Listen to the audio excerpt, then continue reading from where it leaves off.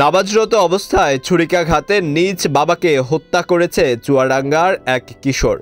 জানা যায়, বাবা দুদুল হোসেন রিন্টু ছেলে রিফাতের কাছ থেকে মোবাইল কেড়ে নেয় ছেলে এ ঘটনা ঘটায়।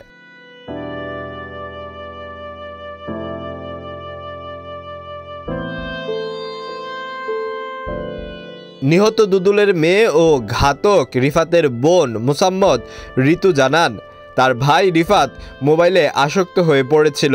মোবাইলে কোনো গেমস না খেললেও সবসময় মোবাইল নিয়ে বসে থাকতো। এ নিয়ে বাবা তাকে নিষেধ করতেন। শনিবার ভোরে নামাজের পর ৬টার দিকে দুদুল হোসেন রিফাতের মোবাইলটি কেড়ে নেয়। এতে রিফাত ক্ষুব্ধ হয়ে পড়ে।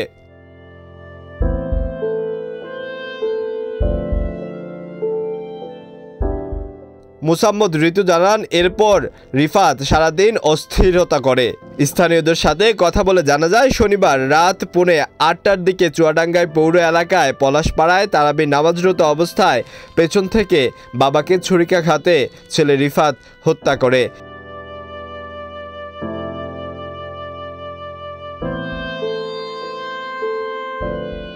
স্থানীয়দের সাথে কথা বলে জানা যায়, শনিবার রাত 8:30টার দিকে চুয়াডাঙ্গায় পৌর এলাকায় পলাশপাড়ায় তারাবি নামাজরত অবস্থায় পেছন থেকে বাবাকে ছুরিকাঘাত করে ছেলে রিফাত।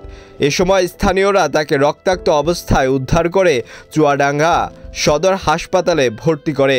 হাসপাতালের সার্জারি বিভাগে নেওয়ার কিছু সময়ের মধ্যে দুদুল হোসেনের মৃত্যু হয়।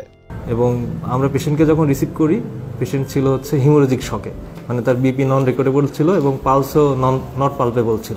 চুয়াডাঙ্গা সদর থানার অফিসার ইনচার্জ খালেদুর রহমান জানান, ছেলের হাতে বাবা খুন হয়েছে জানার পর তারা ঘটনাস্থলে যান এবং ছেলেকে তারা তাদের হেফাজতে নিয়ে আসেন। কিন্তু ছেলেটা কেজি হয়ে তার বাবাকে ছুরিকাঘাত করে, পরে তাকে মুমূর্ষু অবস্থায় চুয়াডাঙ্গা সদর হাসপাতালে আনা হয়। নিহত দুদুলের বন্ধু ইন্তাজ আলী বলেন, দুদুল আমাদের পাড়ায় সবার সঙ্গে ভালো ব্যবহার করতেন। তার ছেলেও ভালো ও ভদ্র ছিল। সে একজন হাফেজও, মাদ্রাসায় পড়ালেখা করত।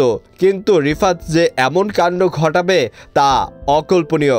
ছেলের হাতে বন্ধুকে খুন হতে হবে তা কখনো ভাবতেও পারিনি।